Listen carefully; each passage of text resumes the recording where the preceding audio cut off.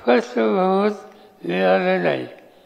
काँग्रेसला काही जागा, आम्हाला नाही काही जागा, आणि शेवटी आम्ही एकत्र आलो आणि दादांना मुख्यमंत्री केला.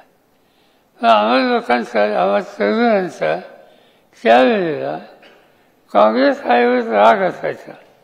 आम्ही सगळे यशवंतराव चव्हाणांच्या विचारात, आणि त्यामुळे आमच्यात एक अंतर होतं.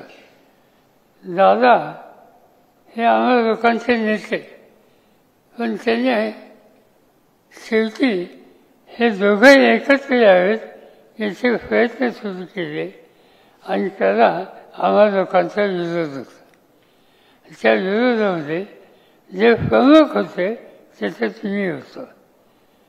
परिणाम काय झाला, एक दिवशी आम्ही ठरवलं दादांचं सरकार घालवायचं, आणि दादांचं सरकार आम्ही लोकांनी घालवलं, आणि मी मुख्यमंत्री झालो.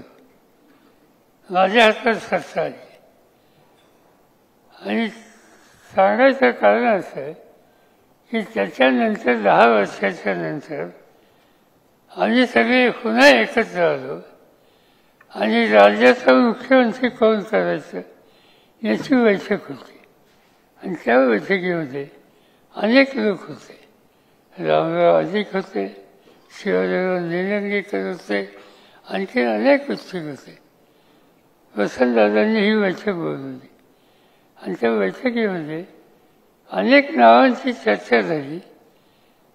दादांनी सांगितलं की आता बाकी कुणाच्या नावाची चर्चा नाही, आज पुन्हा एकदा पक्ष सावरायचा आहे, आणि पक्ष सावरायचा असेल तर पक्षाचं नेतृत्व सरस द्यायचं, हा निकाल त्यांनी त्या ठिकाणी. ज्या व्यक्तीचं सरकार मी पाडलं ती व्यक्ती पुन्हा गांधी नेहरूचा विचार मजबूत करायचा असेल तर त्यांनी काय केलं, ती गोष्ट विसरून मोठे अंतर करणारी पुन्हा एकत्र करण्याची भूमिका मानणारं असं हे नेतृत्व त्या काळात काँग्रेसने दिलेलं होतं.